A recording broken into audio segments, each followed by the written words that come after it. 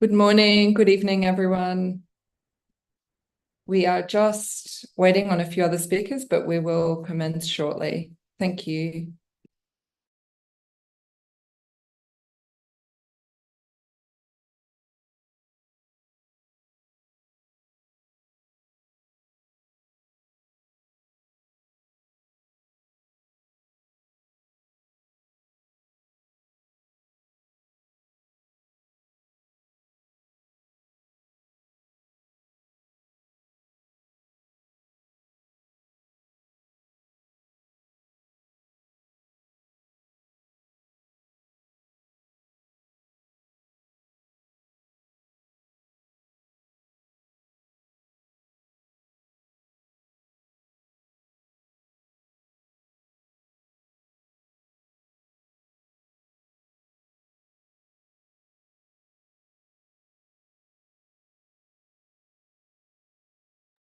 I can still see we have some people joining, so we'll give it another few moments and then we'll get started in the interest of time.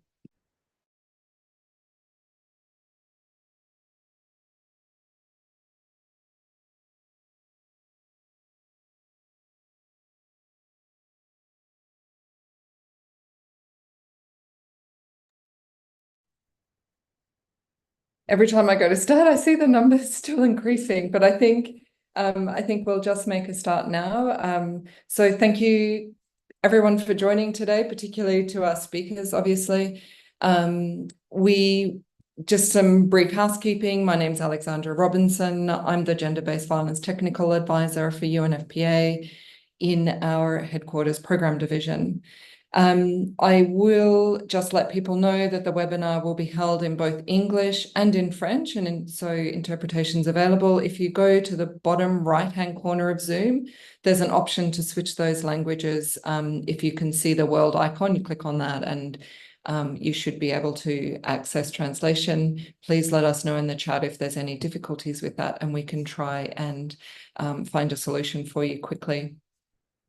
So with that, we will officially open our event today. This is a launch event for our global program, Making All Spaces Safe, which we are now launching with the generous support of the Global Affairs Canada. And with that, I would like to introduce Sharon Armstrong, who's the Director General at Global Affairs Canada, who brings over 20 years of experience in international relations and development, and we're thrilled to have you. Sharon, I'll turn over to you now.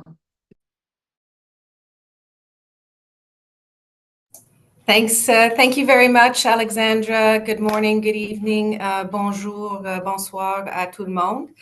I will be speaking in both English and French, so yes, do make sure that your interpretation works.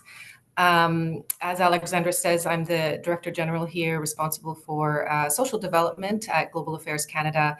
That includes gender equality, education, and combating harmful practices like gender-based violence. So very pleased to be here today. I would like to start by a land acknowledgement. Indigenous reconciliation is really important to the Government of Canada. So I'd like to tell you that I'm speaking to you from the traditional territory of the Algonquin Anishinaabe people. Quelques mots en français, donc, pour dire salutations aux organisateurs et des partenaires du Fonds des Nations Unies pour la population, le FNUAP, aux représentants des gouvernements du Bénin et du Kenya, aux partenaires de la société civile au niveau national, au Bénin, au Kenya et à ceux ouvrant à l'international, ainsi qu'à tous les invités qui ont pris le temps de nous rejoindre aujourd'hui. So I'm really thrilled to be invited to help launch UNFPA's new global program called Making All Spaces Safe. It seeks to fill existing gaps in programming to address technology-facilitated gender-based violence that I'll use TF GBV for short. I think it's important to say that eliminating sexual and gender-based violence, including TF GBV, is a priority for Canada's Feminist International Assistance Policy. And I know we'll hear about this today, but often TF GBV is considered to be less severe or less harmful than other offline forms of violence. But we know that it has serious consequences on the health, lives, and futures of women and girls. We also know that it can lead to offline violence, posing a very dangerous threat to the safety, physical integrity, and mental health of women and girls in all their diversity. I think the evidence speaks for itself. I would refer to some studies that have found that 38% of women with internet access have experienced online violence. 63% know someone who has experienced online violence, and 85% have witnessed online gender-based violence. And on top of that, survivors are often stigmatized and blamed, suffer damage to their reputation, and it affects many aspects of their social lives. And when women rely on online spaces for their professional lives, TF GBV also has serious impacts on their economic opportunities and access to resources. In addition, it can silence women online and reduces their participation in public and political life, in democratic processes, and in leadership roles. And I would say that that is not a good thing for anybody. As a result of these harms, TF GBV reinforces patriarchal roles, norms, and structures, and is a major barrier to gender equality and to the achievement of the SDGs, because we all know that gender equality is required in order to achieve all the other SDGs.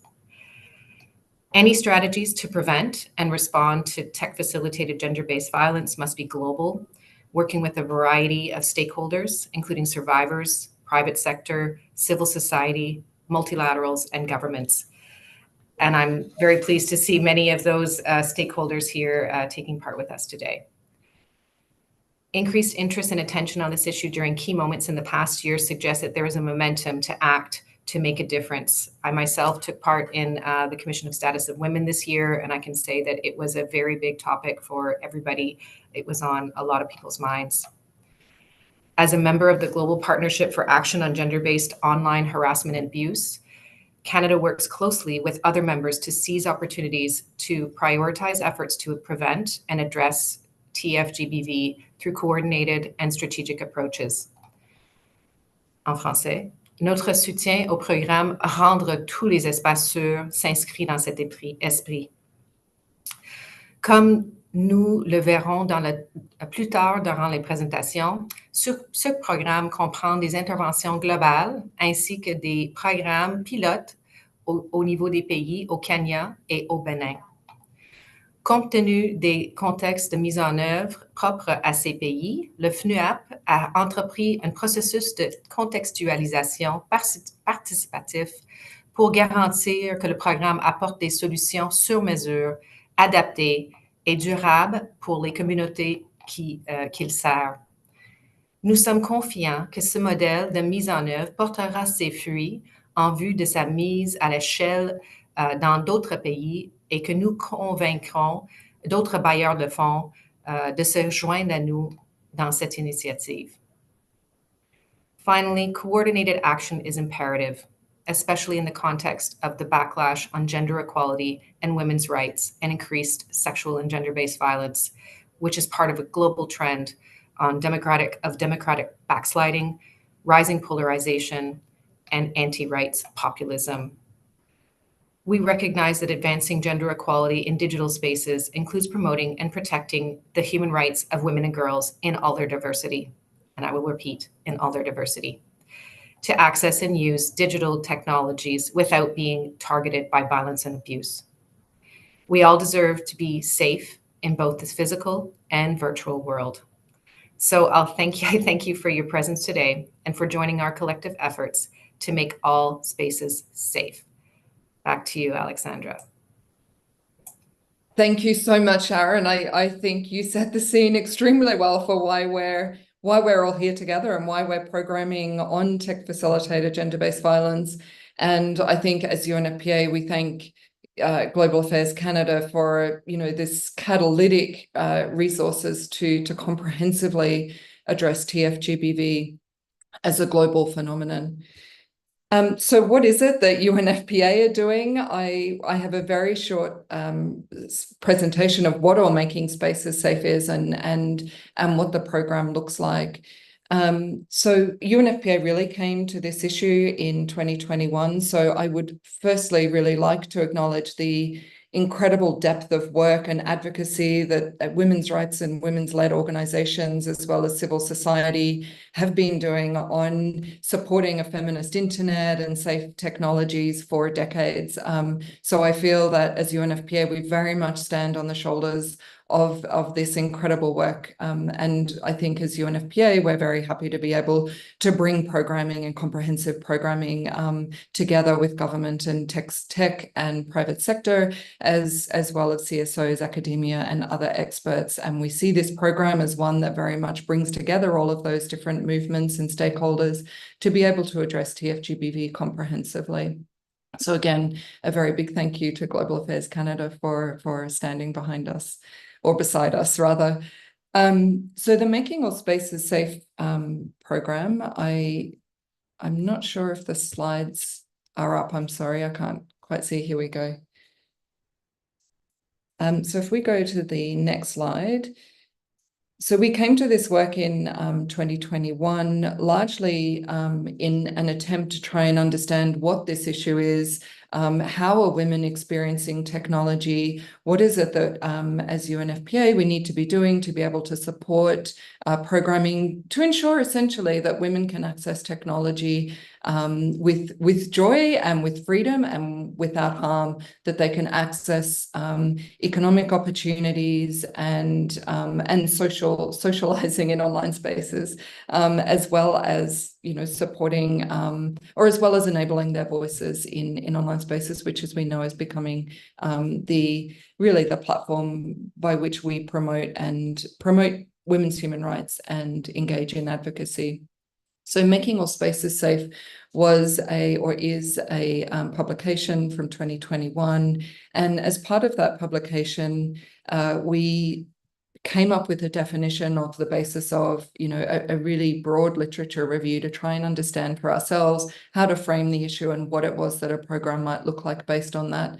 So the definition that we came up with is just on the next slide.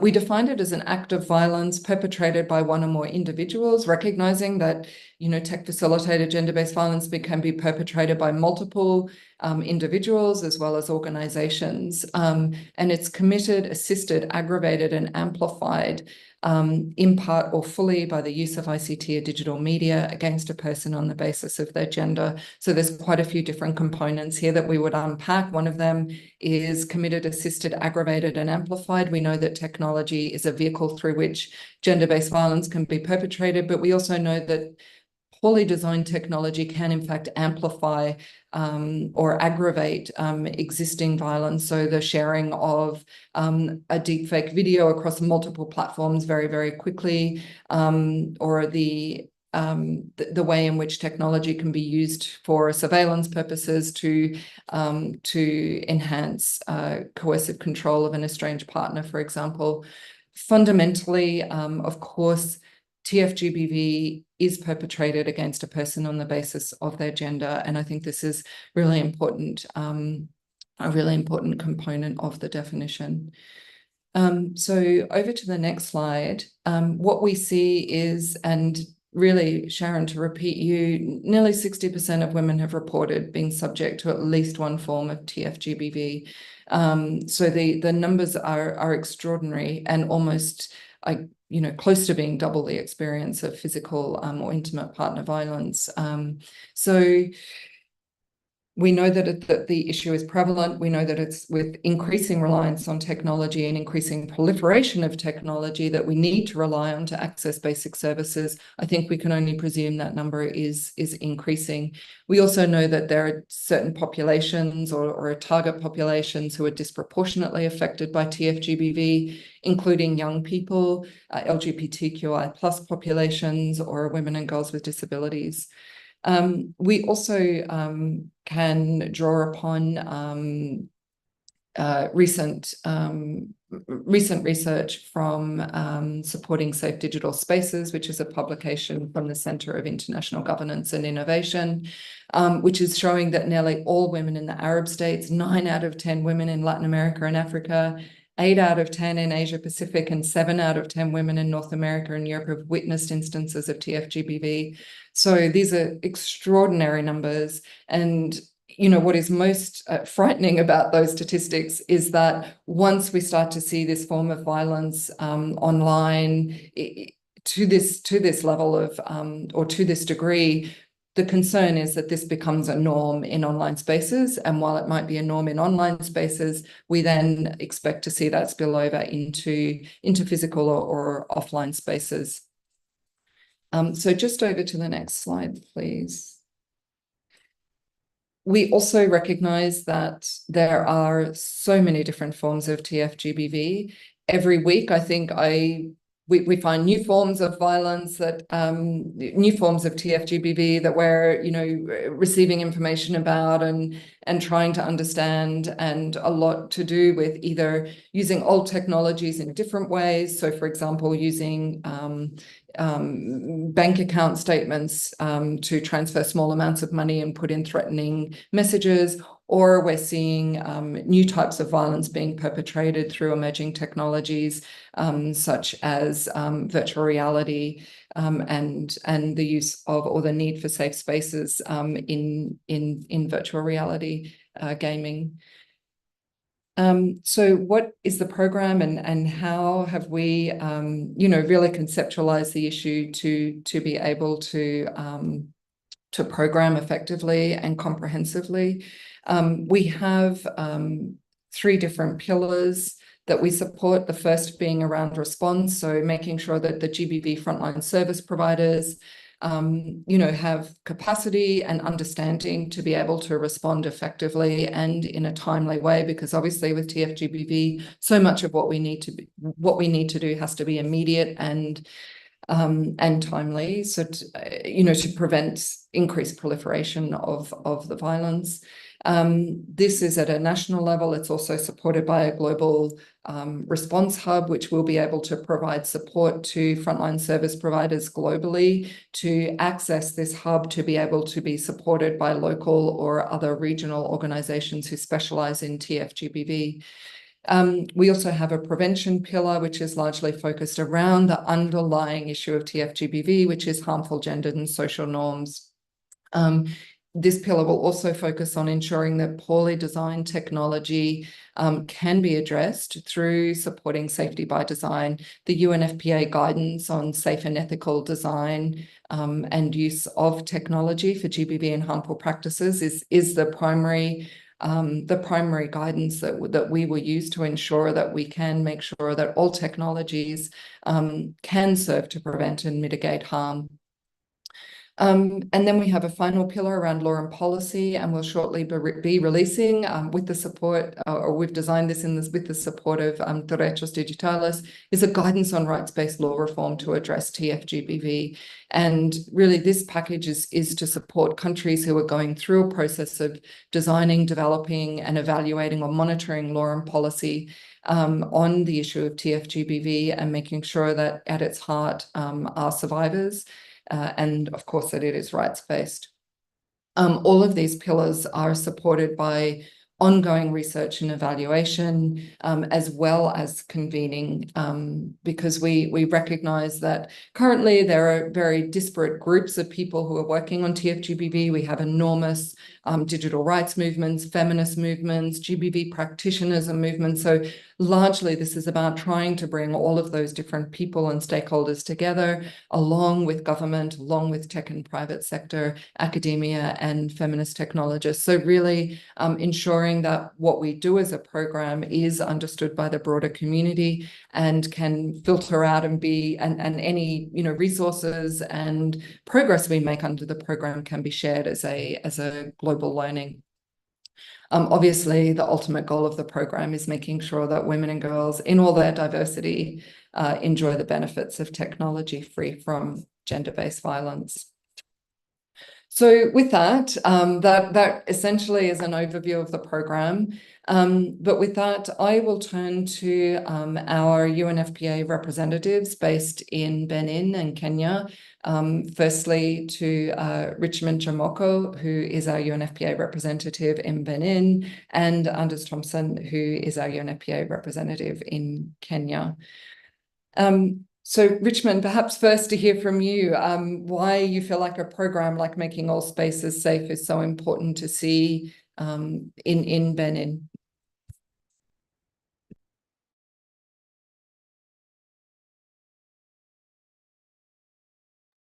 Richmond, I think you're muted.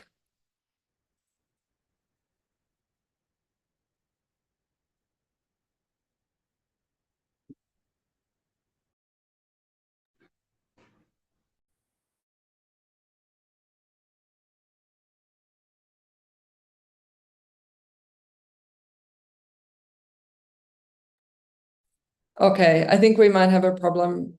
Richmond, why don't I leave you to see if you can work out the technical issues, and in the meantime, Anders, I'll turn over to you to ask the same question, why the program is, such a central component of our work on gender-based violence, but also for Kenya more broadly.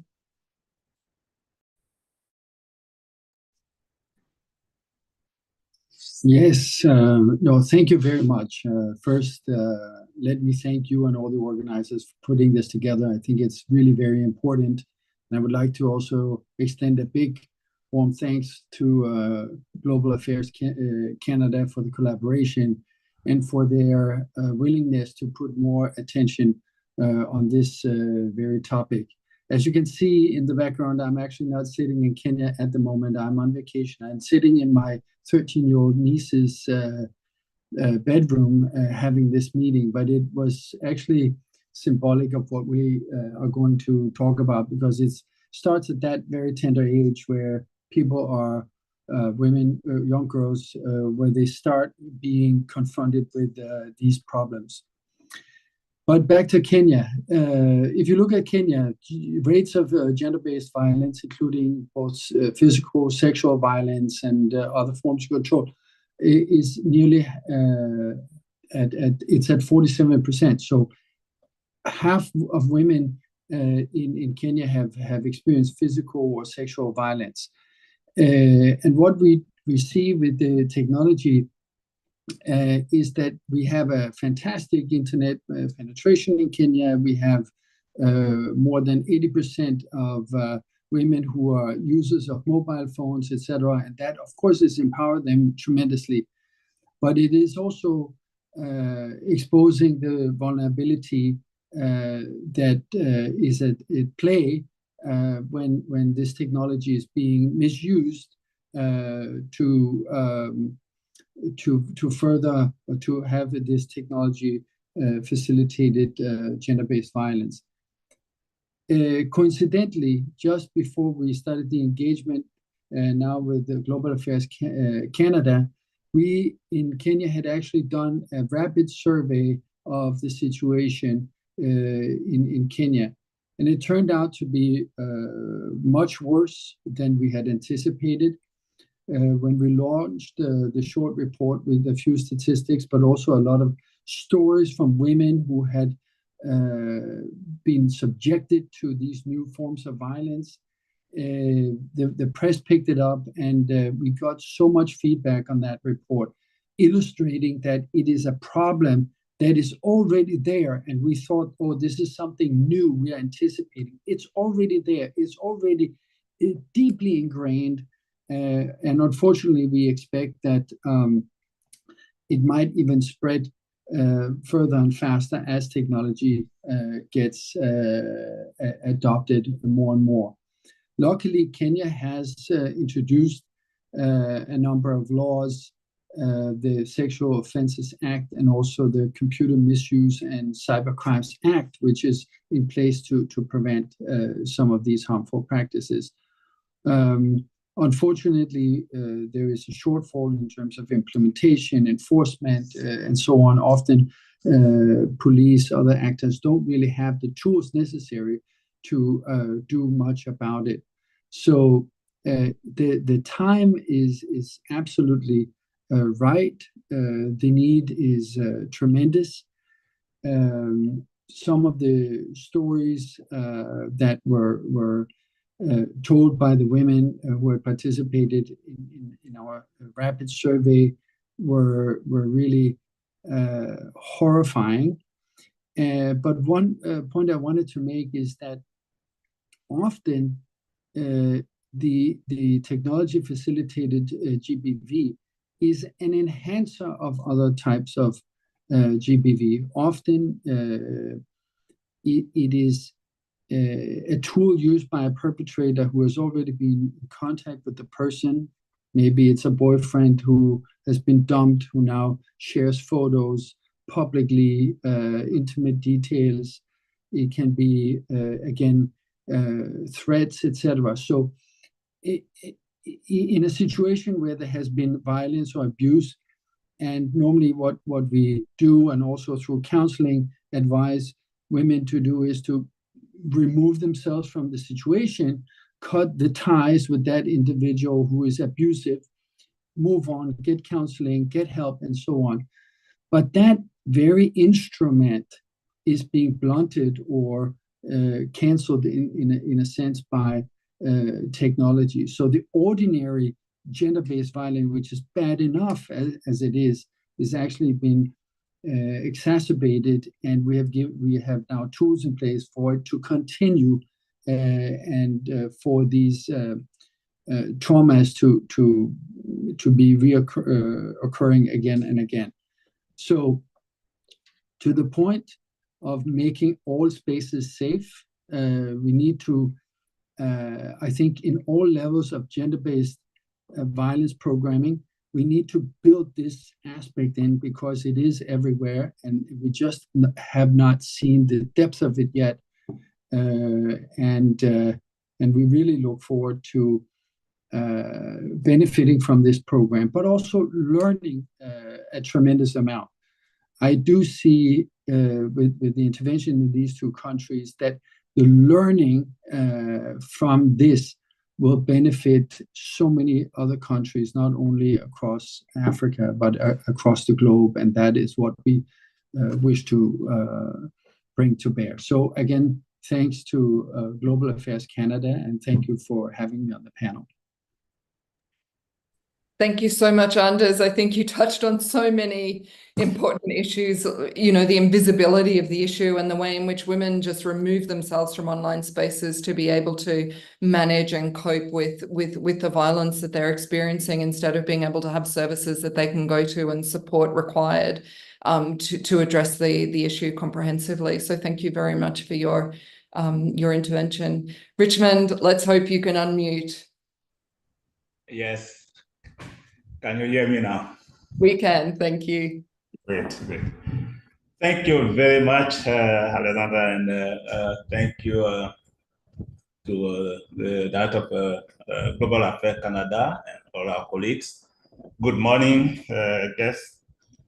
Really, this project, I think, is really timely. We are very excited in Benin, because this is very important for Benin.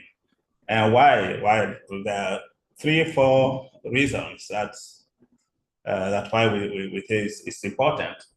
The first is that Benin as a country is really determined, or has adopted a kind of what we can say feminist approach to really empower the population, particularly girls and women, and to protect them. The second reason is also that Benin has a very youthful population. Youthful population, very engaged in both physical, economic activities, but also very active online. So the technology facilitated GBV program is really coming at the right time, where a number of young people in Benin are going online for the normal activity, but also as a way of escaping the physical control or the social control on them, but social control on also issues around discrimination, verbal and physical violence, and going online. So it's kind of, and I think Anders mentioned that, kind of going from what is physical to the invisible aspect. So we think that's very important, and I want to really stress this, that already in the country, like in many other countries, GBV, gender-based violence, is a reality. Is really a number of women, girls, and also other key populations are still victims of this GBV, gender-based violence, in the physical space.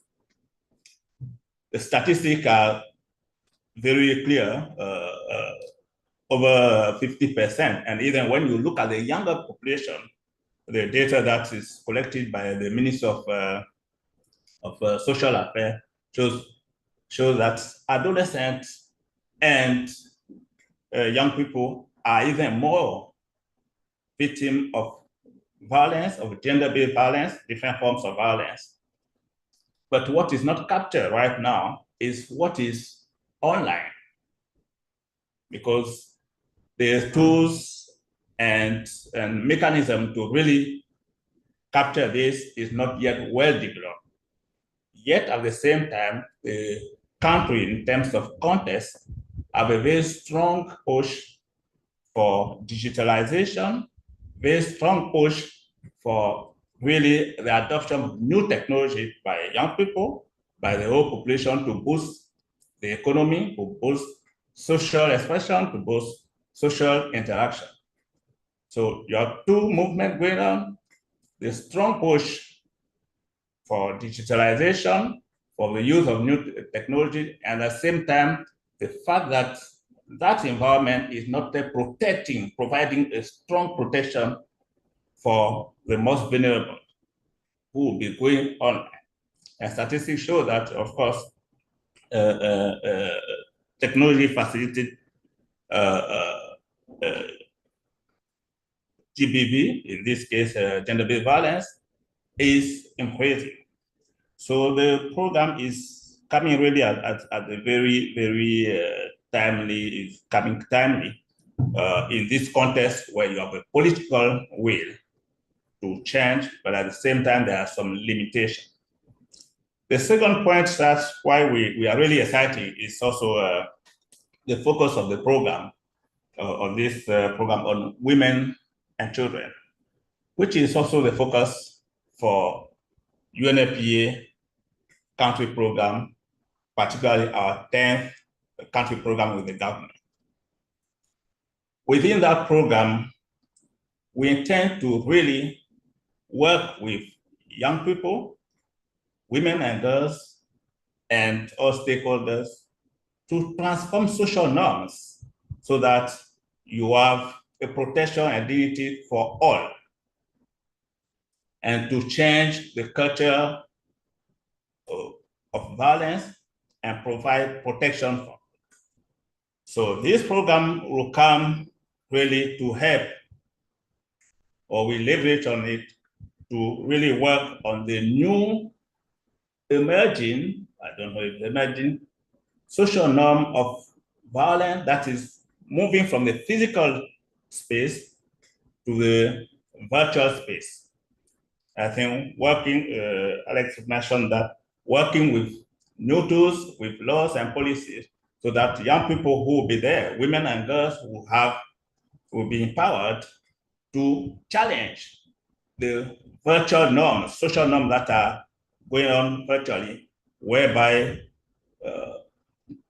women and girls are being strongly exposed, exploited, or denigrated online, with different forms of gender-based violence online that we have.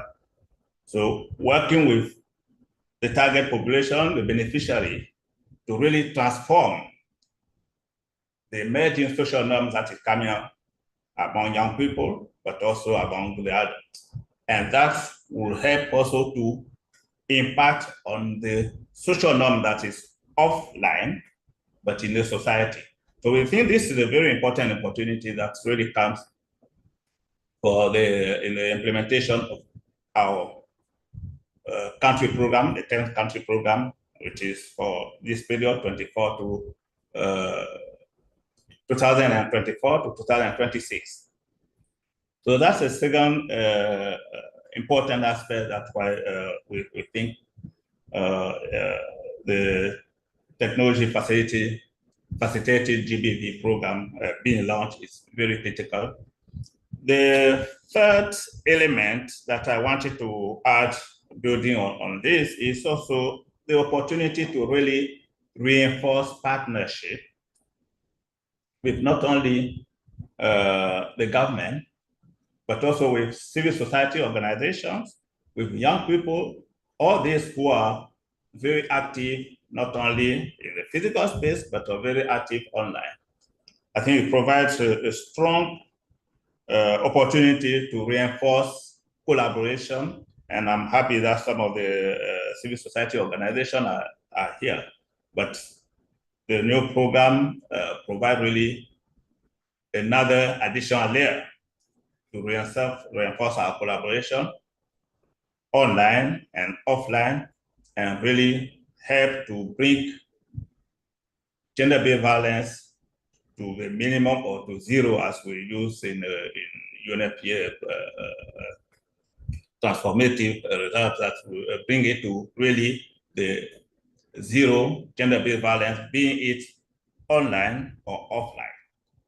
So that's the third component that is very critical, and I'm very happy. It's also come as a very interesting point whereby we have already been working, and we thank Canada, Global Affairs Canada, but also Canada here, because this will also link it to the existing program that we have.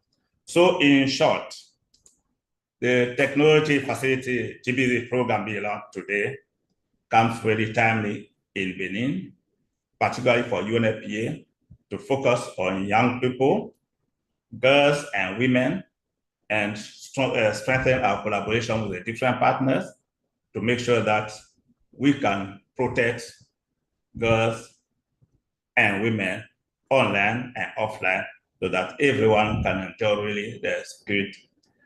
I can continue, but I think it's those 4 points that I wanted to mention: the the national context, youthful population that is really greatly online, and using that population online to transform social norm virtually, but also in the society, that would be really conducive to the exercise of right and choice for all.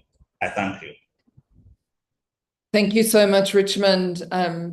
You know, some of the insights you had around the continuum of violence that women are experiencing between offline and online spaces. I think fundamentally we need to understand this is an issue that is driven and sustained by harmful gendered and social norms. And yeah, I think as that it does form a fundamental principle of the program wherein we integrate the work around technology facilitated gender-based violence across existing infrastructure in countries, while also recognizing it as requiring quite a specific and unique response. So thank you very much, both Richmond and Anders. A real pleasure to have you, and thank you again for your insights.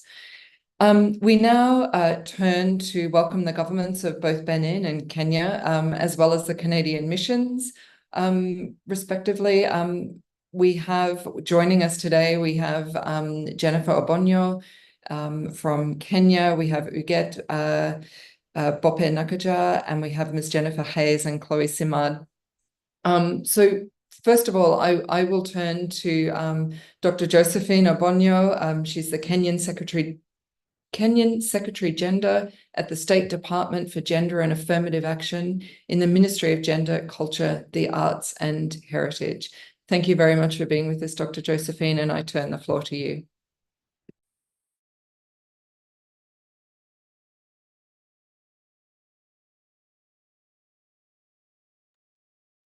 Josephine, you will need to unmute.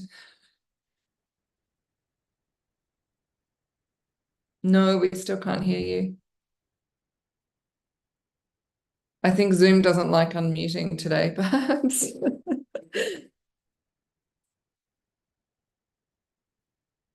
Okay, maybe while I'll let you work out the technical problem with the mute. I'm really sorry.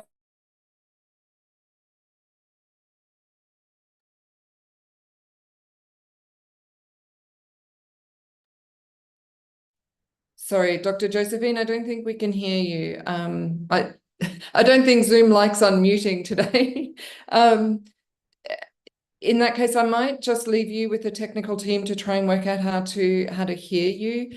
And in the meantime, we'll turn over to Ms. Uget Bope Nakaja, who's the president of the National Institute of Women, or INF, in Benin. So, good afternoon, everyone. Can you hear me, please? we can hear you loud and clear. Thank you. Okay, I'm very grateful that I have been invited to this meeting. But may I do my presentation in French? Absolutely, we have translation. Thank you very much. Je voudrais remercier la coopération canadienne, l'UNFPA et toutes les personnes qui sont engagées dans ce programme pour lequel ce premier webinaire a été organisé. Je m'appelle Huguette Bopé, épouse Nyakadja, je suis avocate depuis une trentaine d'années au barreau du Bénin et actuellement la présidente de l'Institut national de la femme. Et je voudrais ici apporter un témoignage pour exprimer, si je puis ainsi dire, mon adhésion à l'opportunité de la mise en œuvre de ce programme. Pour dire d'abord que le numérique est vraiment en mesure de servir à la lutte contre les VBG. Donc, nous n'allons pas renoncer à l'usage du numérique pour servir la cause de la lutte contre les VBG, mais pour dire aussi que nous avons pleinement conscience de la montée de la cyberviolence à l'égard des femmes, avec les défis qu'il y a à relever. Mais la bonne nouvelle aussi, c'est qu'au Bénin, nous avons une législation, que nous avons des mécanismes, que nous avons une juridiction compétente et que donc nous estimons que le terrain est favorable à la mise en œuvre contextualisée de tels programmes. En termes d'utilité du numérique, déjà, dans ce combat que nous menons, ça permet de déspatialiser la lutte. Et ça permet de mutualiser les expertises, les solutions, une législation et jurisprudence universelle qui nous aide à faire avancer le droit en la matière dans nos pays respectifs. Et puis aussi et surtout un réseautage entre les acteurs et les partenaires. Et le gouvernement du Bénin est dans une dynamique d'initiative pour encourager l'intégration des filles dans le métier du numérique et de façon pratique à l'Institut national de la femme, nous expérimentons tous les jours l'utilité du numérique et de la digitalisation. C'est simple, notre numéro d'alerte n'est pas un numéro vert classique, mais c'est un numéro WhatsApp par lequel les gens peuvent nous saisir pour déposer une plainte, pour faire une dénonciation verbale, écrite, verbale, c'est-à-dire par voie d'audio, nous envoyer des documents, nous envoyer des photos directement. Et parfois, dans certaines situations, nous avons besoin d'aller vite. Et le recours au WhatsApp est vraiment génial.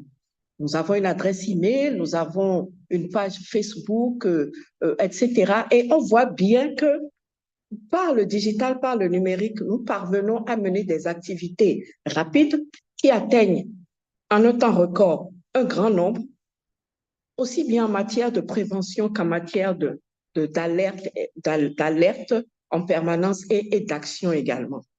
Mais c'est vrai que nous avons conscience que c'est un peu comme un outil à double tranchant et qu'il y a une forte montée de la cyberviolence à l'égard des femmes avec des défis à relever.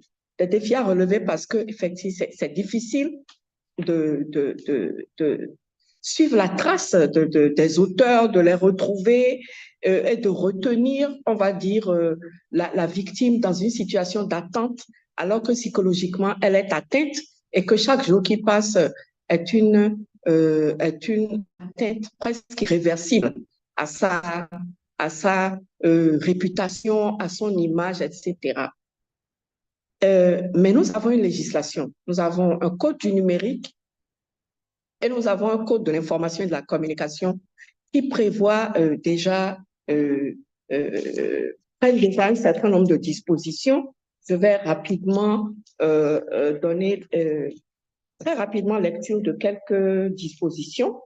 Quand nous prenons le code de l'information et de la communication, ce code dit que, par exemple, que toute personne photographiée, filmée a le droit de s'opposer à l'exposition de son image si son consentement n'a pas été obtenu, que toute publicité qui insinue l'idée d'une infériorité ou d'une subordination d'une personne par rapport à une autre, donc notamment de la femme à l'homme, de la fille au garçon, etc., et que c'est puni. Que comment dirais-je, le harcèlement par le biais d'une communication électronique. Et là, je viens au second outil qui est le code du numérique. Le harcèlement par le biais d'une communication électronique est puni. Le fait d'initier ou de relayer une fausse information contre une personne par le biais des réseaux sociaux ou toute autre forme de support est puni, etc., etc. Et vraiment, on a la possibilité de réprimer également le fait d'extorquer par violence, menace, de violence ou contrainte, etc., une révélation d'un secret. Le fait d'extorquer des fonds en menaçant de révéler un secret, le fait d'extorquer des fonds en menaçant comment dirais-je, de publier une image privée, de publier une vidéo des propos qui ont été tenus dans un contexte précis, à titre privé, etc. De sorte qu'à la date d'aujourd'hui, nous sommes en mesure d'utiliser cette disposition pour poursuivre les auteurs de cyberviolences basées sur le genre. Mais c'est vrai que nous avons besoin de visiter ou de renforcer ce dispositif législatif en essayant de rendre certaines dispositions beaucoup plus spécifiques. Nous avons également la chance d'avoir des mécanismes dont je citerai deux principaux. Le mécanisme le plus important, c'est le Centre national d'investigation numérique qui est né en novembre 2023 et qui a remplacé une structure, l'OCRC, qui était déjà également en action et qui peut être saisie d'une dénonciation ou d'une plainte d'infraction commise au moyen du digital ou du numérique, et particulièrement la cyberviolence à l'égard de la femme ou de la fille. Être saisi, mener une enquête, diligenter une enquête, faire des recherches, faire ces investigations et transmettre les conclusions de ces investigations pour poursuite pénale à une juridiction. Je parlerai de la juridiction tout à l'heure. Et ce Centre national d'investigation numérique est accompagné dans son travail d'investigation par l'Agence nationale de la sécurité des systèmes d'information. Donc, il y a une dynamique, le vent est favorable, la saison est idéale pour mettre en œuvre un tel programme. Nous avons enfin une juridiction qui est la Cour de répression des infractions économiques et du terrorisme, et l'Institut national de la femme a déjà obtenu des décisions de justice ayant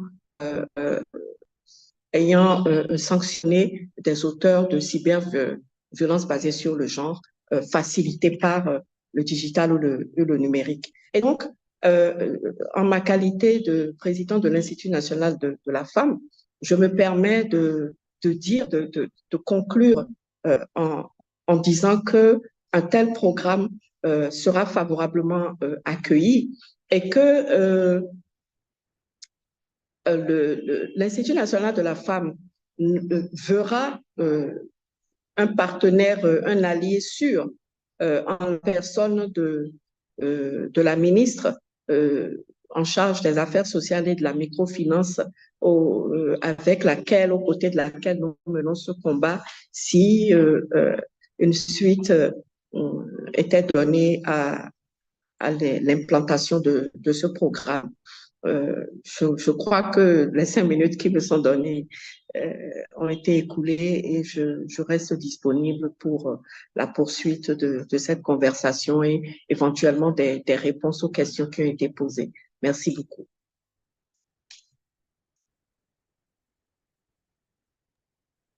Thank you so much, Huguette. We really value your insights. I think at the moment we still don't have Josephine online. So Chloe Simard, from the Canadian Mission in Benin, I might turn to you next.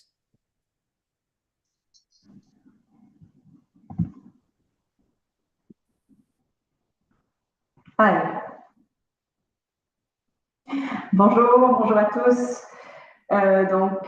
Chers collaborateurs et chers invités, c'est un peu difficile de prendre la parole après la présidente de l'INF qui a si bien parlé de la situation au Bénin. Je m'adresse aujourd'hui à vous au nom de la chef de coopération du bureau de l'ambassade du Canada au Bénin. Nous sommes, et je suis en compagnie également de ma collègue qui est responsable des dossiers genre au bureau, et nous sommes vraiment enchantés de vous voir aussi nombreux en ligne. C'est vraiment un des points positifs en fait de la technologie. Et comme l'a mentionné la présidente de l'INF, on ne peut pas nier que la technologie ait plusieurs aspects, plusieurs avantages en fait dans la lutte contre les DBG, tout comme elle peut aussi faciliter les violences. So we are also we're very pleased that Benin is a pilot country for UNFPA's Making All Spaces Safe, and we welcome this project for many reasons. First of all, GBV and TF GBV are unfortunately an acute issue in Benin. Richemont mentioned already some data and on the prevalence of TF GBV, and I would just like to stress out that approximately 13% of the population is subjected to this violence frequently, and almost 63% of those aged 15 and above in Benin are subjected to online violence, online GBV occasionally.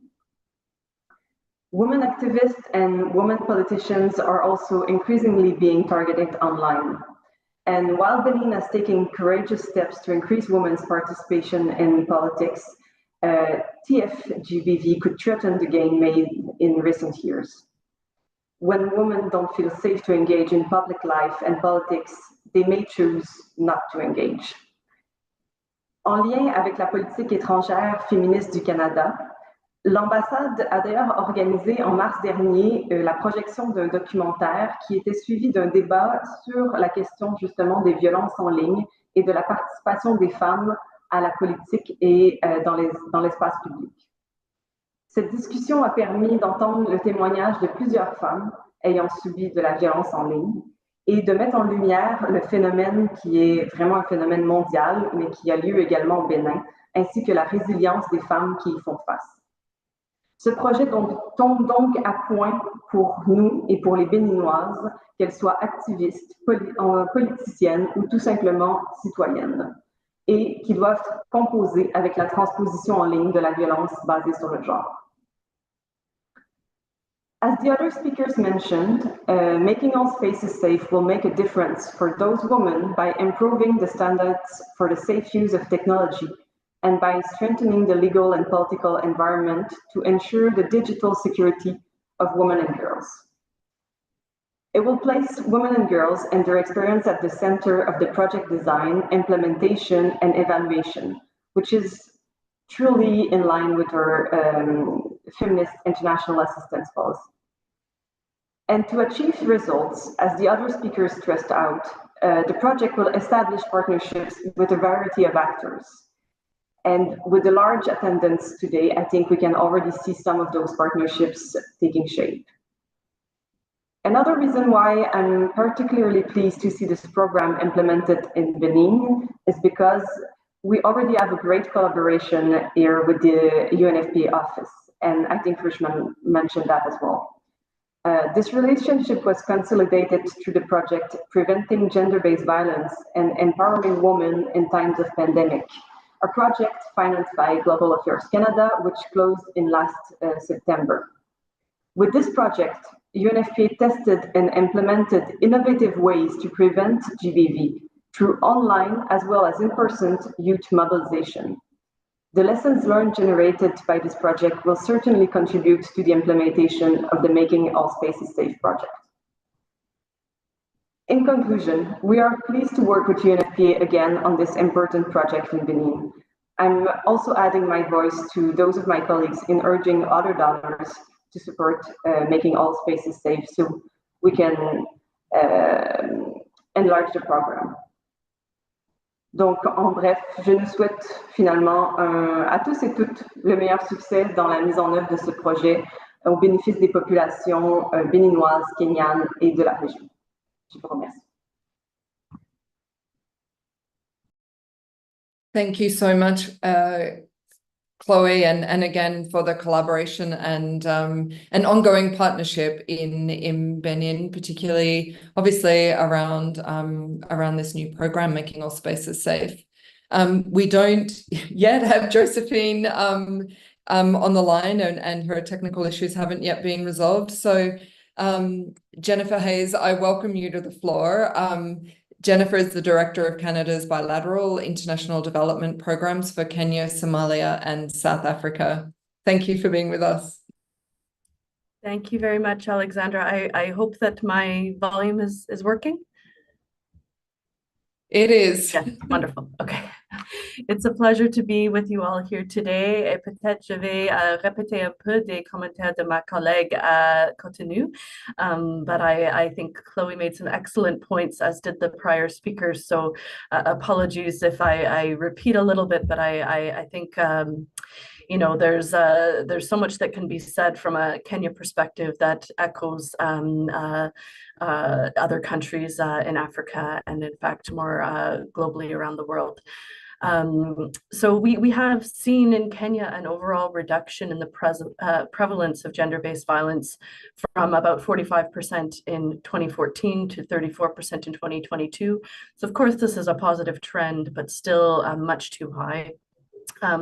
We know that GBV continues to affect women and girls disproportionately, and that it's a key barrier to equal participation of women and girls in social, economic, and political spheres.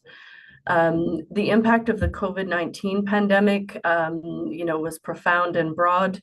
Of course, it brought us new technologies such as those we're using today, with mixed results potentially, but bringing us all together. But also brought challenges in terms of increases of GBV during the lockdown period, with restrictions in movement and economic challenges experienced by both men and women. And some of these economic challenges, of course, persist and are front and center right now in Kenya, and being expressed by those in the streets and addressed by the government at the highest levels. An estimated 85%, I was a bit shocked to hear this, this statistic, of women and girls globally have experienced some form of online harassment and abuse.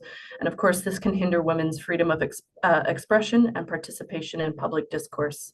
It can also be used to attack or undermine people based on their gender, or weaponize gender-based narratives for political, social, or economic objectives.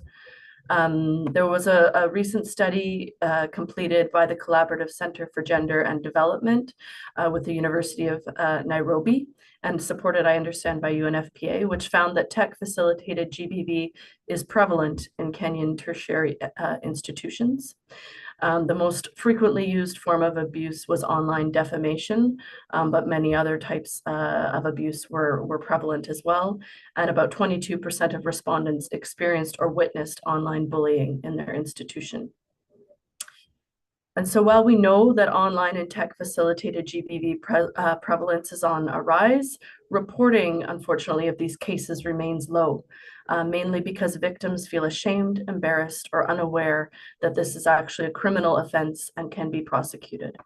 There's, of course, also space in Kenya and other countries to improve and strengthen laws and accountability mechanisms to address this. Left unchecked, tech-facilitated GBV can exacerbate existing inequalities and further marginalize vulnerable groups and erode democratic principles. For instance, LGBTQI+ individuals are often targets of gendered disinformation and online GBV that seeks to delegitimize their identities, experiences, and rights. There is in Kenya, as many other countries, experiences of online GBV against women electoral candidates and politicians, which can have an effect on women's desire and ability to engage in the political sphere. There are also challenges in effectively monitoring and prosecuting perpetrators.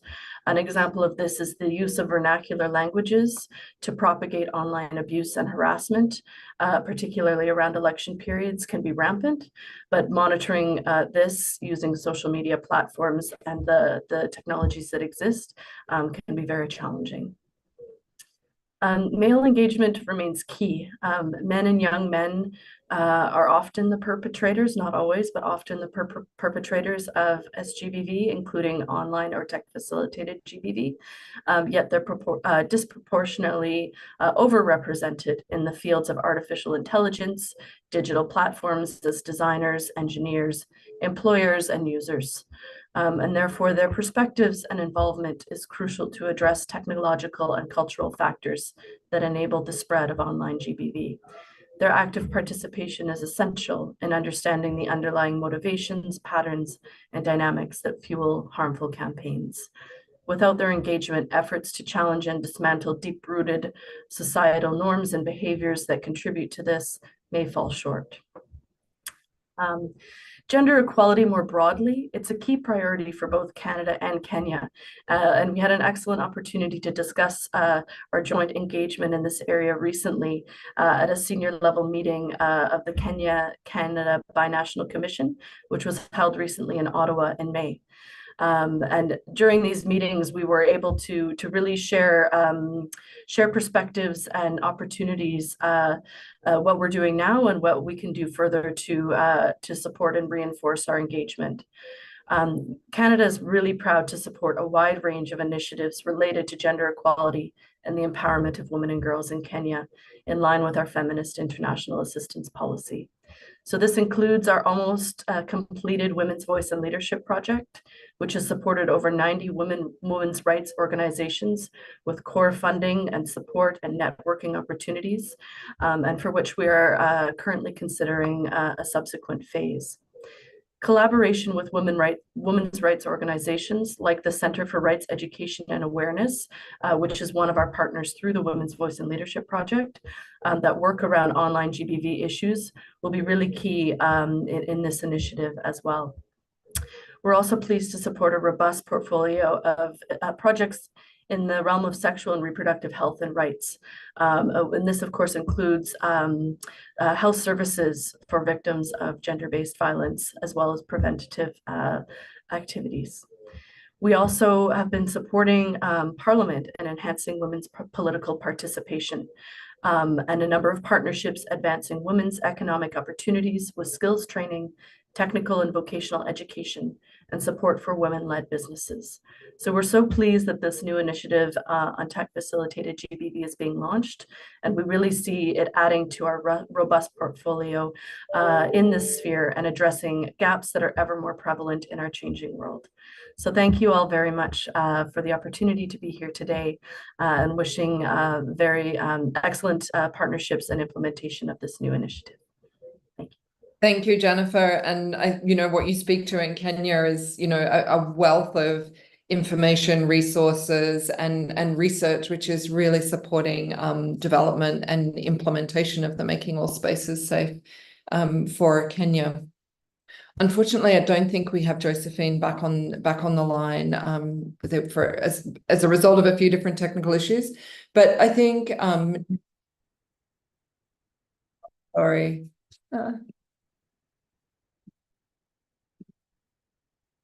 Okay. Sorry, I was getting a French translation.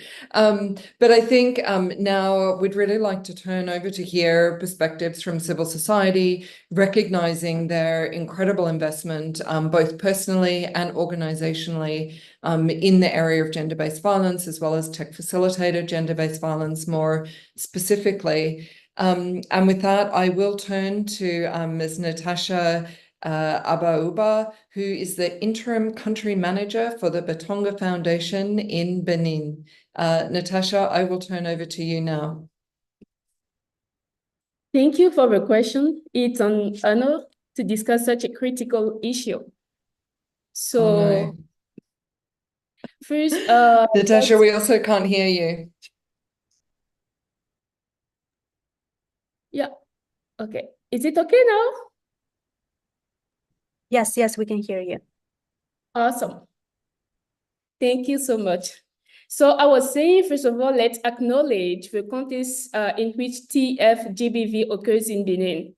So the country has seen significant growth in internet penetration and mobile phone usage, with about 50% of the population now having access to mobile phones, and internet penetration rates. Okay, Natasha, it seems it's just me who can't hear you. Please. Okay. So the internet penetration, as I was saying, is about 35%. So this digital expansion development index and the World Bank statistics have shown that Benin is really will have a younger population that has access to internet. Next, please. This digital expansion, while providing numerous opportunities, also exposes women and girls to new forms of violence and harassment online. Unfortunately, the data on TF GBV remains sparse in Benin, making it challenging to grasp the full scope and impact of the problem. So, the Making All Spaces program can address this issue through several key approaches. Next, please. So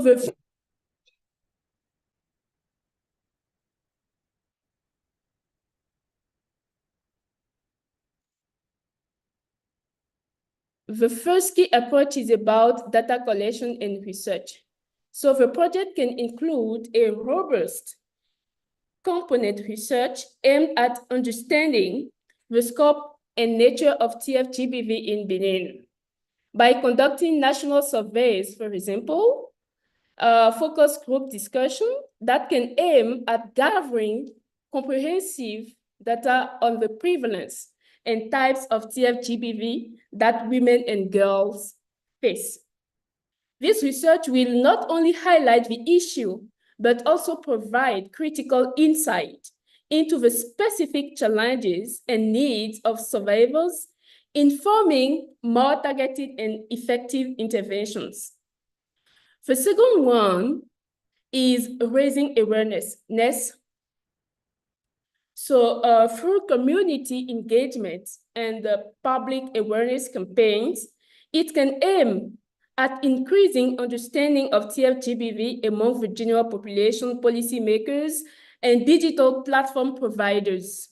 It can also work on making the content of Benin digital codes known. And you heard the president of the National Institute, Mrs. Huguette Bokwe-Yankadja, she gave us all the mechanism that exists in Benin right now. So we have a Benin digital code, and this, when we make the content, the program can make the content more visible. And this can help drive collective action towards addressing and preventing TF GBV. And the last key approach is about integration with existing GBV services. So this program can work to integrate TF GBV considerations into existing gender-based violence response and prevention services. And this can ensure that survivors of TF GBV receive appropriate support and resources, just like survivors of other forms of violence. And you heard the president of National Institute of Women in Benin. We have some existing mechanism in Benin. And if the program work with the National Institute of Women, we can have some existing GBV services that those survivors can benefit. So next. So what the Batunga Foundation is doing through the Digital project, this is a link that we're making through a project that we have been doing in Benin. So the first key approach of the Digital project, for example, is about digital literacy and safety training. So Digital, this is a project that the Batunga Foundation is implementing in Benin. So Digital provides training on digital literacy and online safety to girls and young women, equipping them with the skills to navigate the internet safely and recognize potential threats.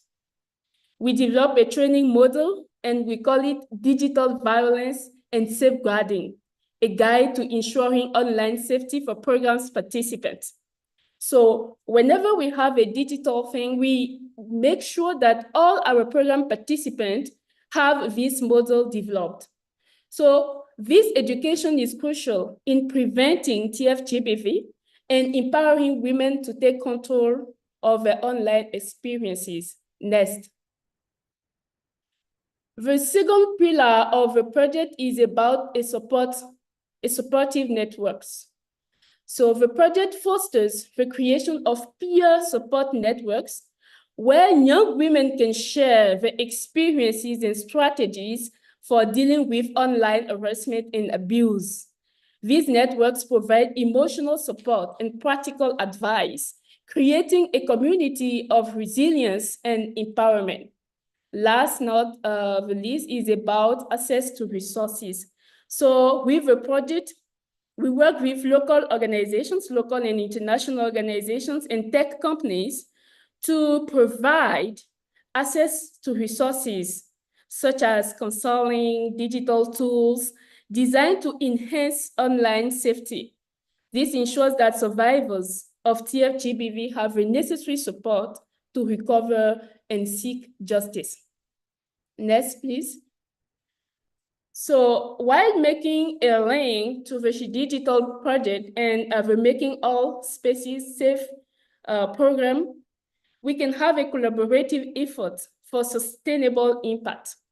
So the synergy between those two programs can help us combine research, awareness-raising campaigns, digital literacy, support services, and then we can create a comprehensive approach that not only shed light on the issue of TF GBV, but also provides practical and sustainable solutions for survivors. So in conclusion, addressing TF GBV in Benin requires a multifaceted approach that includes understanding the issue through research, raising awareness, integrating services, and empowering women and girls with digital literacy and support. The Making All Spaces Safe program, supported by initiatives like Digital, aims to create safer digital and physical spaces. Thank you so much, and I am available to answer some questions. Thank you. Thank you so much, Natasha, for sharing such an incredible program and crossing such a diverse range of issues. We very much look forward to continued collaboration and partnership with you. We now have Dr. Josephine Obonyo, who's now managed to be able to join us from the Kenyan government. So Josephine, we can try again and see whether you're able to speak now.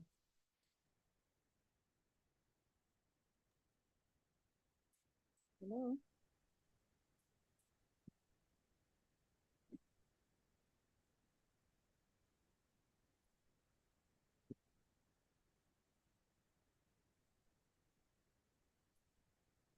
Josephine, I'm not sure, I can't hear you, but perhaps if you can turn up the volume, we might be able to hear you.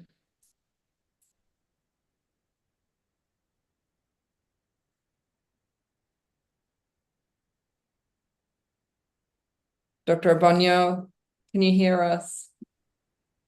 Dr. Abonyo, if you're using headphones, Yes. maybe remove the headphones and let's use the microphone from the device you're using. Thank you.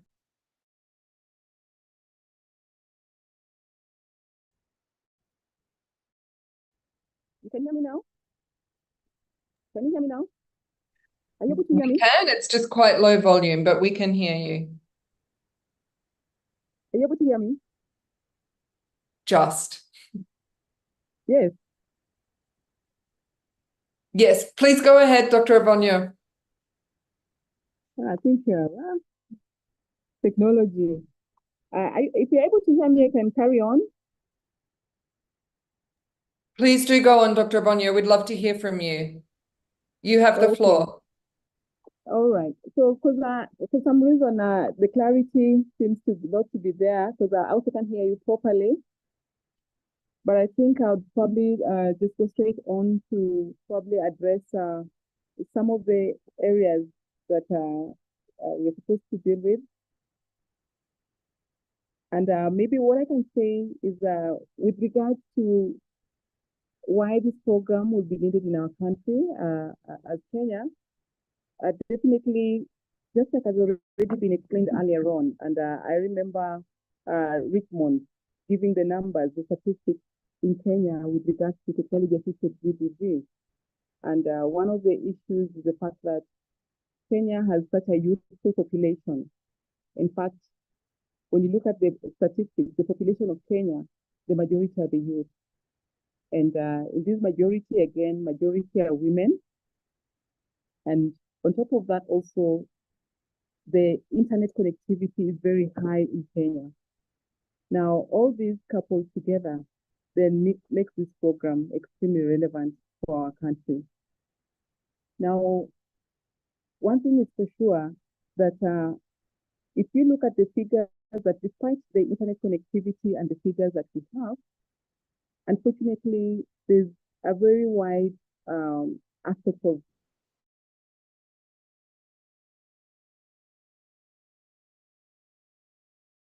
lack of awareness.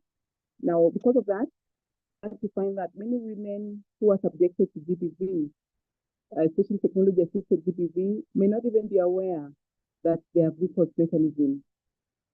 Some may not even be aware that actually it's an abuse that should be reported. So lack of awareness is very high.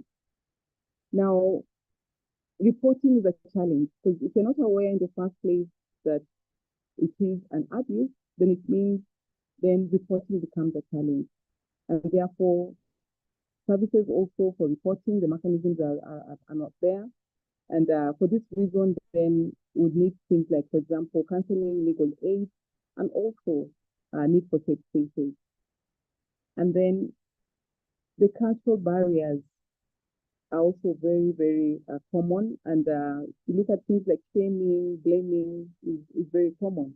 So many women then therefore will fear because of being blamed then and being told they are at fault, then they will keep quiet and therefore there will be no reporting. And therefore the issues of culture also have to be addressed very well.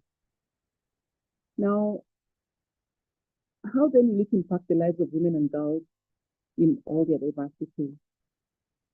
Now, we'd like to say that one thing is for sure, just like the reasons that I've given, then it means that we need to reduce, it will reduce online abuses. If this program takes effect well, the abuses will go down, and that is what we need to have as an objective. Now, at the same time, then it will also be able to empower, especially women. Once they're empowered, awareness is created, then they're able to be able to report and to reduce the cases. We have legal and policy frameworks. And as mentioned earlier on with previous presenters, we find that in Kenya, we have different laws and policies that can be able to assist. We have the Computer Act, we have the Cyber Act, all these acts, they are there, yes, but how about implementation? Now, ours as duty bearers, then to ensure that eventually then these policies are implemented well, to ensure that there's a referral pathway and support services to enable them access justice. And the beauty of all this eventually is mental well-being, because the impact of technology-assisted GBV, we have had cases, even in Kenya, where young people, especially women, have ended up committing suicide. And this definitely means that psychosocial support is needed, and this will lead to mental well-being. Now, with respect to what we're looking forward to with implementing this, one thing is awareness creation, and then we'll promote digital literacy, and eventually promote and strengthen law enforcement. Now, my presentation could have been bigger and also with a PowerPoint, but I think technology has given me challenges today, and therefore I'll stop at that, and I thank you all. Sorry, really sincere apologies for the mishap. Thank you.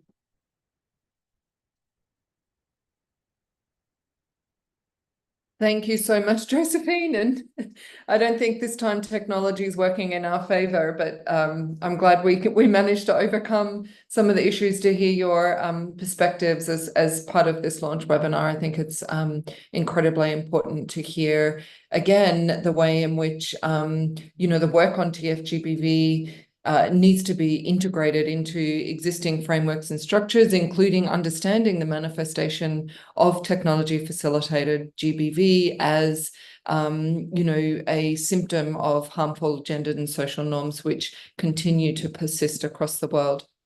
So with that, I thank you very much for persisting with technology and joining and being able to join us.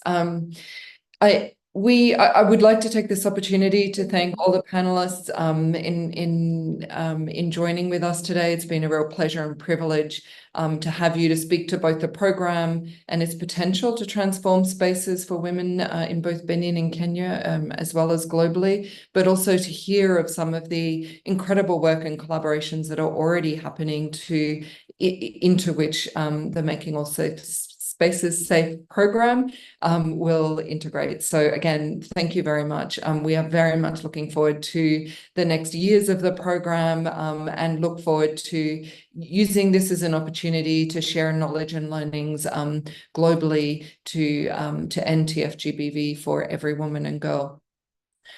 With that, I will now turn to our closing. I'm thrilled to introduce Julia Bunting, who is the director of our program division in headquarters, New York. Thank you, Julia. Thanks, Alex, and good morning, good afternoon, and good evening, everyone. It's a true pleasure to have been part of the launch of this innovative new program, Making All Spaces Safe, alongside the incredible speakers that came before me. I want to extend my gratitude to the governments of Canada, Benin, and Kenya, and extend my appreciation for our amazing civil society partners. Thank you, all of you, for coming together to showcase our joint commitment to addressing one of the biggest threats of the digital age, technology-facilitated gender-based violence, TF GBV. UNFPA is committed as a central pillar of our strategic plan to end all forms of gender-based violence, including those facilitated by technology.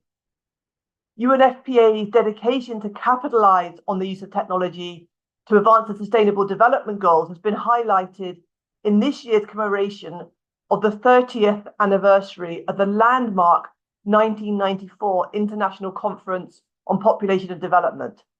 Technology and TFGB has been a recurrent theme throughout this year of ICPD at 30, from the Global Dialogue on Technology held in New York just a couple of weeks ago, to the think piece on a safe digital future launched just last week during the high-level political forum here in New York. UNFPA's position is clear. Technology has the ability to transform the lives of women and girls for the better. However, to achieve this transformative power, we first need to make sure technology is not being weaponized to perpetrate harm and impede women's rights. Making All Spaces Safe is UNFPA's commitment to do exactly that. This program is part of a larger ecosystem of advocacy and programming supported by UNFPA with partners to ensure TF GBV is recognized as the pervasive and increasing threat that it is. I won't restate the shocking statistics that Sharon shared in her opening remarks that highlight the lived experience of so many women and girls, because this group is all too familiar with those numbers. I also want to take the opportunity to recognize that TFGB is not a new issue, but one that is increasing in prevalence and awareness as technology becomes an increasingly central feature of our lives, whilst noting, as Richard highlighted in his comments, that many women and girls remain invisible in terms of their lived experiences. And as Alex noted in her opening presentation, civil society, including APC and many others, have been dedicated to working on a feminist internet for decades, and it is their work that we now stand alongside today. Since 2022, UNFPA, alongside other UN and civil society partners, has been supporting the efforts of 15 member states under the Global Partnership for Action on Gender-Based Online Harassment and Abuse to address TFGB globally. This month, we published a global call to action to address TFGBV in partnership with the Global Partnership, the governments of Australia, Canada, and the US, with UN Women and civil society groups, including the National Democratic Institutes and the Asia Foundation and the Association of Progressive Communications, APC. This resource outlines practical steps for governments, the private sector, the UN, civil society, philanthropy, and academia to ensure a multi-layered and intersectional response to TFGBV that promotes systemic and long-term impact. Earlier this year, we also launched the Safety Showcase, Reimagining Gender in Technology, in partnership with the governments of Australia and the UK, the Newman Fund, and the Mozilla Foundation. The Safety Showcase will challenge tech innovators, advocates, policymakers, and thinkers to reimagine technology with gender at its core to both mitigate and prevent TFGBV. Regular convenings like this one today are central to share experience and evidence in addressing TFGBV and to consolidate global recommendations and shared principles for action.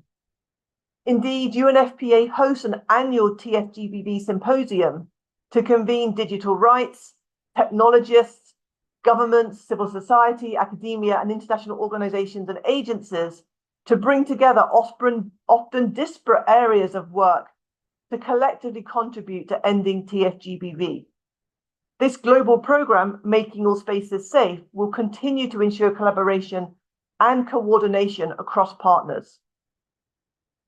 The Making All Spaces Safe program marks the beginning of what needs to be done. TFGBV not only impacts upon individual women, girls, and more specifically those at the intersection of multiple forms of discrimination, but is serving to undermine gender equality writ large through a chilling effect.